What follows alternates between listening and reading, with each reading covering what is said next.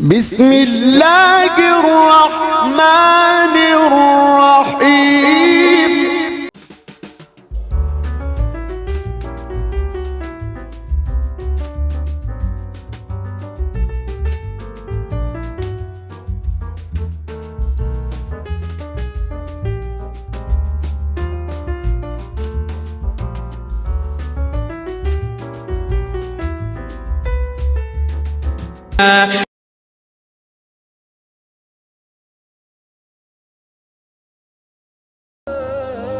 Dikumur-dikunya. Assalamualaikum semuanya. Hai saudara-saudaraku, gimana kabarnya? Semoga kalian senantiasa dalam keadaan sehat walafiat dan juga tetap terjaga dalam lindungan Allah Subhanahu wa Ta'ala.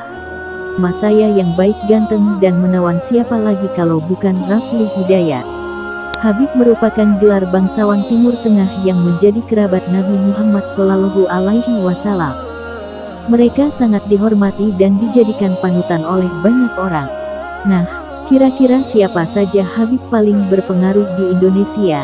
Ya, perlu diketahui, Habib di kalangan Arab Indonesia secara khusus dinisbahkan sebagai keturunan Nabi Muhammad melalui Fatimah Az-Zahra dan Ali bin Abi Thalib.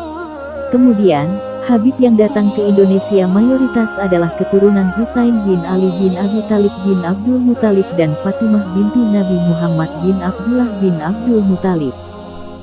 Dalam sejarah bangsa Indonesia, Habaib atau Habib sendiri memegang peranan penting dalam segala aspek sosial dan kehidupan masyarakat, terutama dalam bidang agama.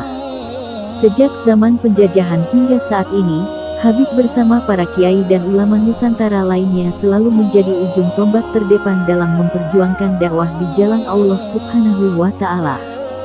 Zaman dahulu, ada Habib Ali bin Abdurrahman Al-Habsyi dan Habib Soleh bin Muhsin Al-Hamid yang cukup berpengaruh di Indonesia. Pada masa kini pun ada beberapa nama Habib yang cukup dikenal dan cukup berpengaruh di kalangan masyarakat.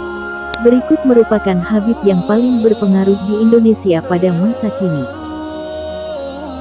Al-Habib Umar bin Muhammad bin Salim bin Hafiz yang dilahirkan pada hari Senin, tanggal 27 Mei tahun 1963 Masehi, kalender Hijriyah, 4 Muharram 1383, adalah seorang ulama dunia era modern. Al-Habib Umar kini tinggal di Tarim, Yaman, di mana dia mengawasi perkembangan di Dar Al-Mustafa dan berbagai sekolah lain yang telah dibangun di bawah manajemennya. Dia masih memegang peran aktif dalam dakwah agama Islam, sedemikian aktifnya sehingga dia meluangkan hampir sepanjang tahunnya mengunjungi berbagai negara di seluruh dunia demi melakukan kegiatan-kegiatan mulianya itu. Dia adalah Al-Habib Umar, putra dari Muhammad, putra dari Salim, putra dari Hafiz, putra dari Abdi Allah, putra dari Abi Bakar, putra dari Aidrus, putra dari Al-Husain, putra dari Al-Saik, Abi Bakar, putra dari Salim, putra dari Abdi Allah, putra dari Abdi Al-Rahman, putra dari Abdi Allah, putra dari Al-Saik, Abdi Al-Rahman Al-Sakaf, putra dari Muhammad Maula Al-Dawila, putra dari Ali, putra dari Alawi, putra dari Al-Faqih Al-Muqaddam, Muhammad, putra dari Ali, putra dari Muhammad Sahib Al-Mirbat, putra dari Ali Khali, Kasem, putra dari Alawi, putra dari Muhammad, putra dari Alawi, putra dari Ubaidallah, putra dari Al-Imam Al-Muhajir Tu'aullah Ahmad, putra dari Isa, putra dari Muhammad, putra dari Ali Al-Uraidi, putra dari Jafar Al-Sadiq, putra dari Muhammad Al-Bakir, putra dari Ali Zain Al-Abidin, putra dari Husain sang cucu laki-laki, putra dari pasangan Ali, putra dari Abu Talib, dan Fatimah Al-Zahra, putri dari Rasul Muhammad Sallallahu Alaihi Wasallam. Awal kedatangan Habib Umar ke Indonesia adalah pada tahun 1994. Dia diutus oleh Al-Habib Abdul Qadir bin Ahmad Assegaf yang berada di Jeddah untuk mengingatkan dan menggugah girah, semangat atau rasa kepedulian para Alawiyin Indonesia, disebabkan sebelumnya ada keluhan dari Habib Anis bin Alwi Al-Habsyi, seorang ulama dan tokoh asal kota Solo, kota Surakarta, Jawa Tengah, tentang keadaan para Alawiyin di Indonesia yang mulai jauh dan lupa akan nilai-nilai ajaran para leluhurnya. Dakwahnya juga sangat dirasakan kesejukannya dan disambut dengan hangat oleh umat Islam di Indonesia.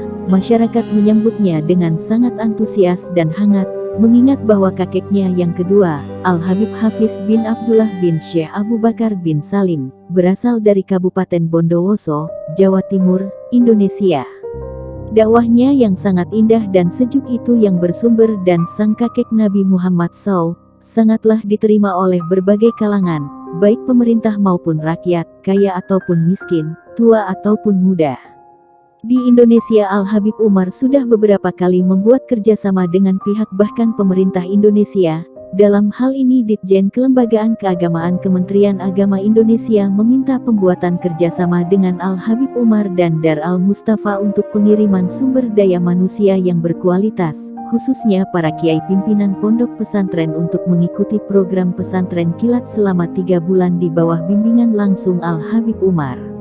Sampai saat ini, banyak sudah santri-santri di Indonesia yang menuntut ilmu di pondok pesantren yang dia pimpin, Dar Al-Mustafa di Hadramaut, dan telah melahirkan banyak dai yang meneruskan perjuangan dakwahnya di berbagai daerah di Indonesia.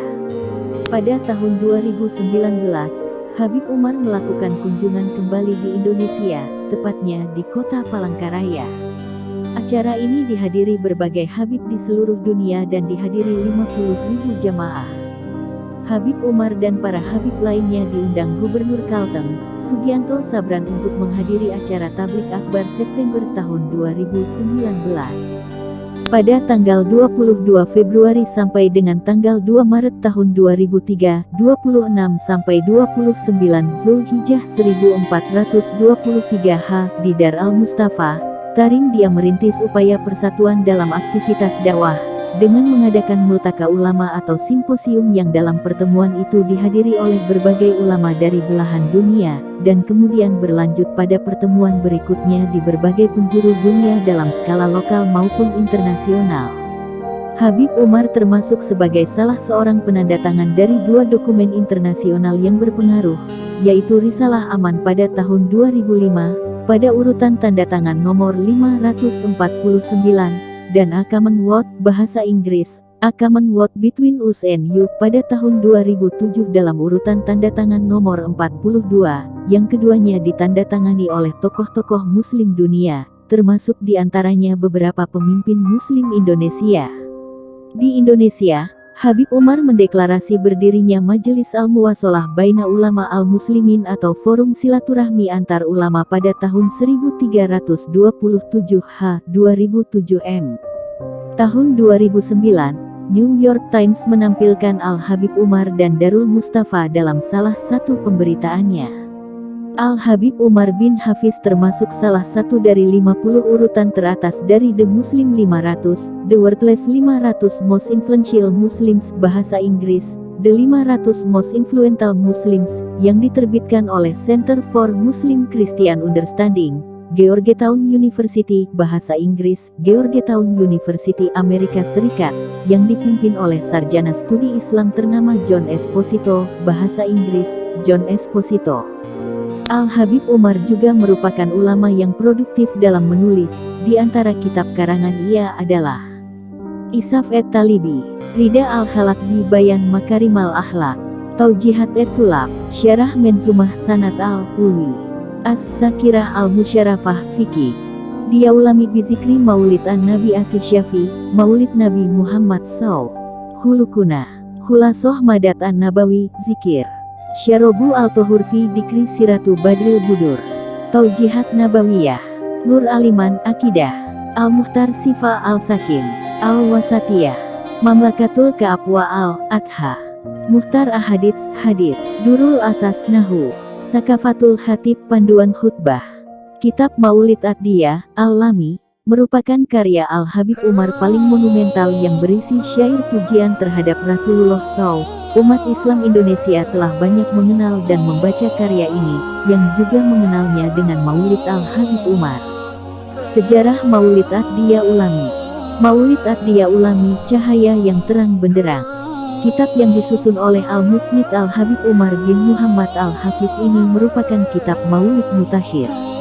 Di suatu malam Al-Musnid Habib Umar bin Hafid memanggil salah seorang muridnya, lalu diperintahnya membawa pena dan kertas, seraya berkata, tulis. Lalu ia mengucapkan maulid dia ulami itu mulai sepertiga malam, dan sebelum waktu subuh telah selesai. Maulid ini mulia, karena angka-angkanya disebutkan menuliskan sejarah Nabi SAW. Bait-bait solawat pembukanya berjumlah 12 yang melambangkan kelahiran Nabi SAW yang tanggal 12 Rabiul Awal.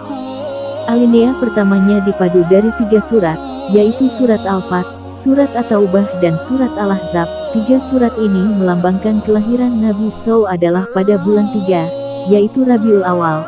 Alinea pertama hingga Qiyam jumlahnya 63 yaitu melambangkan usia Nabi SAW 63 tahun. Maulid ini angka-angkanya memperhitungkan sejarah Nabi SAW, tahun hijrah Nabi SAW, jumlah sahabat Del. Al-Habib Umar yang ahli dalam bahasa, syairnya bukan hanya maulid dia ulami, namun lebih dari 1000 alinea syair telah diterbitkan dari ucapannya dengan jumlah yang mencapai ratusan ribu bait. Dia digelari Al-Musnid, didasarkan karena setiap menyebut hadits, dia mampu ataupun hafal menyebut sanadnya hingga Nabi SAW atau kutubus sahih.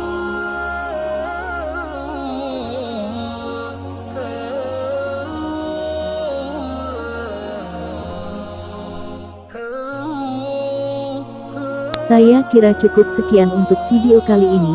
Terima kasih untuk kalian yang sudah mau menonton dan menemani saya. Kurang lebihnya saya minta maaf. Wassalamualaikum warahmatullahi wabarakatuh.